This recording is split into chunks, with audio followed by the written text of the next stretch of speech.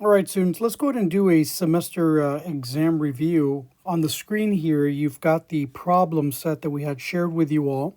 So let's just go ahead and dive right in. We're going to begin with problem number one. So if you look at problem number one is asking us to consider a couple of items here. It's saying, what do isotopes of the same element have in common? Well, the thing that the isotopes of the same element have in common is going to be that they have the same number of protons. And so the answer here should be protons. And the reason this is the case is because if you have the same number of protons, that means you have the same atom. The only thing that's going to be different here is going to be the mass. And so the mass is largely going to come from the neutrons, because mass of neutrons is very comparable to the mass of the protons. The mass of the electron is very small, so it's not going to make much of a difference. But if you change the number of neutrons, you will definitely change the mass of the entire atom. But as long as the protons stay the same, you still have the same element. So there's that one. And so let's take a look at the next question here. The next question is asking us, what makes isotopes of the same element different? And so I've already answered that here. The thing that makes them different is going to be the mass. And this is attributed to the number of neutrons that you've got. Let me go ahead and move this over just a little bit so we can finish the third question here. It's over here on the far right. So here we've got a question that says, how many neutrons are in nitrogen 15? This here is hyphen notation. So what we've got here is we've got a nitrogen. So if you go look up the nitrogen on the periodic table, you're going to get a certain number of protons there. So let's go ahead and do that, bring that on the screen, and then you can see the entire workup. So here is the periodic table, and we look at nitrogen. Nitrogen here has the symbol of N, and it's got 7 protons. And so we want to use this information to try to figure out the information that the question is asking us. So let me move this out of the way. Let's bring this over to the far right, and then we'll look here. The question is asking us specifically, how many neutrons are there? So this number here represents the mass. So if we've got this, we want to make sure we've got the protons, the electrons, and the neutrons. Well, if the total mass here is 15, we want to make sure that we figure out here the difference by looking at the pen count, or the proton, electrons, and neutrons. Since we know that the number of protons here for nitrogen is going to be 7, and we know that the total mass is equal to 15, all we really need to do is to take into account the mass of the proton and the neutron, because that's essentially going to be the proton plus the neutron. We can simply take the number of protons, which is a 7, plus the neutrons equals 15. We just subtract 7 from the 15, and that should give us the number of neutrons that are involved. So here we'll take 7 from both sides. And if we do that math right there, that should give us a 15, 10, and that'll give us a 8 for the neutrons overall. So the neutron count here is 8. All right, let's keep going here. Let's go ahead and zoom out a little bit and look at the next question. Question number 2 is asking us, how many protons are there in nitrogen 15? I think we already answered that, so let's go ahead and do that. Protons here, we said 7. And what's the mass number for nitrogen 15? Well, the mass number is right here, so then the mass number here would be 15. All right. Going on to question number 3, let's see if we can move this in position a little bit better so we can see the entire question. Let's get this out of the way down here in the corner. And so here we go. We've got a couple of questions here. So for number 3, we've got an element, chlorine, so they're giving us the symbol, has 17 protons, 17 electrons, and 18 neutrons, and they want to know what is the mass number. Well, keep in mind that this mass number is going to be the total mass that's rounded. But remember that the mass of an atom is going to be equal to the protons plus the neutrons. So if I look at the numbers here, the proton count is going to be 17, and nitrogen or neutrons is going to be 18. I'm just going to add those two numbers together. So I want this number and that number added together. And so here this would be 17 plus 18. If I add them together here, I should end up with the following number. So 17 plus 18 should give us 35. for the mass. And so since we're talking about mass number in general, you would represent this as 35 AMU. All right, there you go. All right, let's take a look at question number 4. Question number 4 is asking us to consider chlorine atom has 2 isotopes. We were given the mass percent, the mass of 35 for the first one with a percent abundance of 75.78, a mass of 37 with a percent abundance of 24.22%. And they want us to calculate the average atomic mass. So let me go ahead and put it on the screen. Essentially, the basic formula that we're going to do here is we're going to take the mass of the isotope. Let me go ahead and... All right, so the basic formula we're going to follow here is we're going to take the mass of the isotope and we're going to multiply that by the percent abundance. But remember that this percent has to be in decimal form, and that will give us the weighted mass for each one. So we want to go ahead and take that process and do that for every single one here of the 2 isotopes. So let's go ahead and do that here. We're going to, let me set it up on the screen and then we'll explain.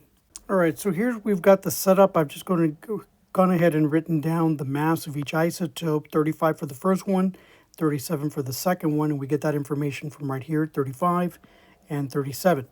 We're going to go ahead and multiply the 35 multiplied by the percent abundance, but notice the way I wrote it as a decimal. So you want to do is take this percent and divide it by 100, or simply move the decimal from where it is right here, move it over to the left 2 spaces at the very beginning of the 7, and that'll give us the 0.7578.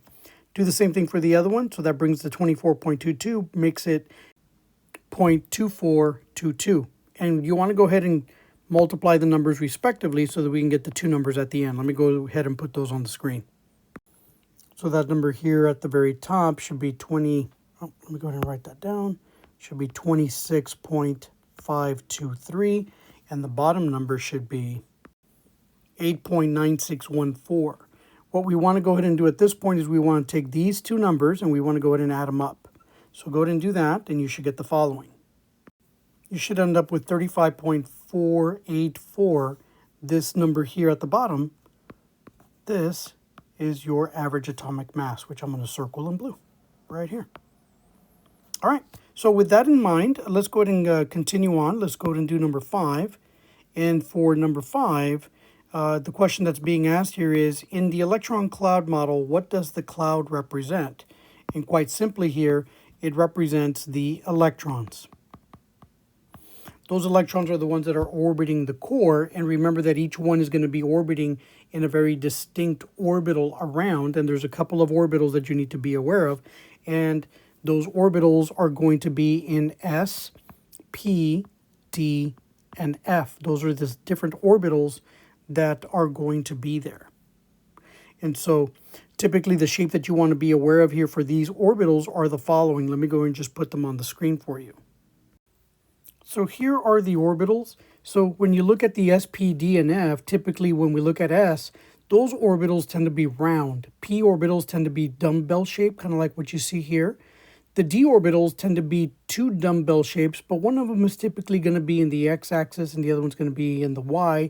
You can also have another one in the z-axis, but you tend to see as the atom gets bigger, you get more complicated shapes. And so the F is typically going to have a more intricate version of that. So it's very complicated, but in this basic illustration, it kind of looks like you've got a p orbital in the x-axis, in the y-axis, and in the z-axis.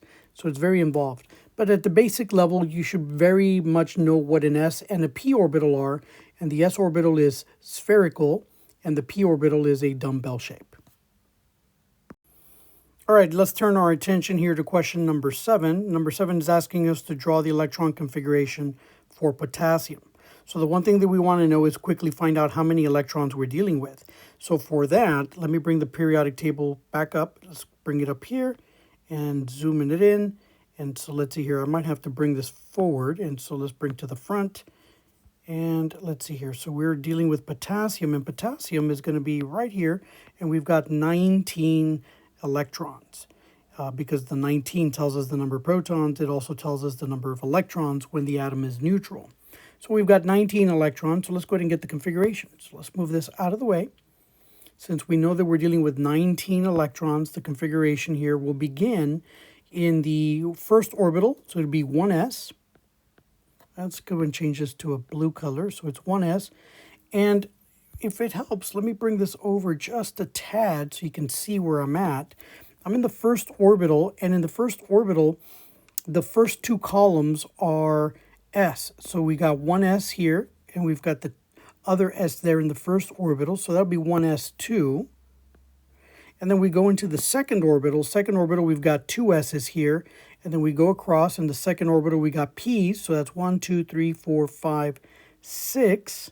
And so we've got the second orbital, there's s, two of them, second orbital p, and there's a total of 6. Since we're going all the way to potassium, we got to keep going here, so now we're in the third orbital. We got to cross the s orbital, so that's 3s2. Continue to go all the way across. Here we've got 3p1, 2, 3, 4, 5, 6. So let's go ahead and put that. That's 3s2, 3p6. And so now we are now in the fourth orbital, and here's potassium in the first column. That's fourth orbital, s group, first position. So that would be 4s1. So that'll be the configuration for potassium. And since we're here, let me point out something here. Notice these numbers here that I'm going to underline. These are the orbital numbers. And so the biggest orbital number, 4, this is where we find the valence electrons. And so potassium has 1 valence electron. All right, let's go ahead and turn our attention to number 8. We want to draw the orbital diagram for nitrogen. And so nitrogen, if we look at the number over here, we've got 7 electrons. And so we first want to create a electron configuration. And so there's 7. So if I borrow the configuration for potassium here for a second, let's just count 7. So that'll be 2 plus 2 is 4. And so we're not going to need all of these. And notice here that nitrogen is in the 2p area, but it's in the 1, 2, 3. So the configuration stops at 2p3. So let's go and get that configuration here.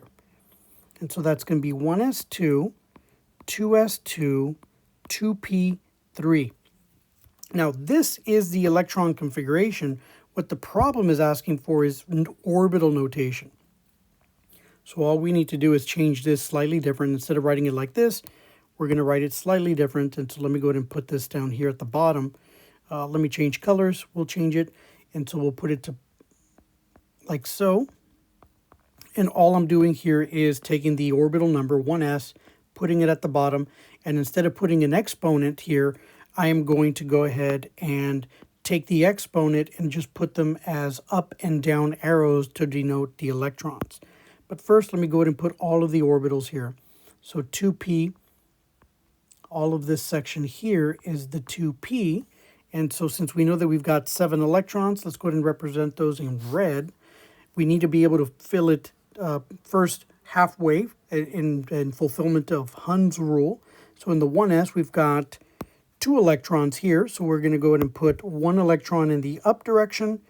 It's half filled in the down direction, so now the 1s is filled. Go on to the second one, so that'll be the 2s, and let me just write it here, 2s. And then we'll go forward, and then we'll put 1 in the up direction. It's half filled, and then go down direction, so now the 2s electrons are filled. So we still need to go 3 more, and so what we'll do here is we'll add 1 up. In the x, there's the y and the z. We'll put 1 up in the y and then 1 up in the z. Since we now have reached a point where this is half filled, because half of 6 is 3, here's 1, 2, 3. But if we count total, there's 2, 4, 5, 6, 7. That gives us 7 electrons for nitrogen. And this section down here at the bottom, which I'm going to go ahead and circle in green, all of this down here at the bottom is the orbital notation. All right, moving along, let's go ahead and do number 9, draw the Lewis dot structure for oxygen. So what we need to do first here for oxygen is we need to figure out how many valence electrons we've got. So if we kind of bring in our periodic table one more time, let me zoom in a little bit. Oxygen is going to be at the very top here. Oxygen is going to be in group 16. So what we want to do here is take the group number. So we'll say here group 16. And then we're going to subtract 10, and that'll tell us the count. You're going to have 6 valence electrons. So when we do that, that's going to essentially represent the number of dots that you're going to use. So what we'll do is we'll use the symbol of O for oxygen, and then we'll place 6 valence electrons, or 6 dots, beginning at the top, the bottom, the left, and the right, and repeat until we run out of space, or until we run out of electrons. So in this case here, we're going to do 1 dot, top, 1 bottom, that's 1, 2, 1 left, 1 right, that's 4, and then we repeat 1 to the top and 1 to the bottom, and that gives us the total of 6, 2 on the top, 2 on the bottom, 1 left and 1 right. That's a total of 6 electrons. That right there is our Lewis dot structure for oxygen. I'm just going to go ahead and box it in green. All right, so we're at about the 15-minute mark. I'm going to go ahead and stop the video here. This will be part 1. In the next video, we'll continue with problem number 10.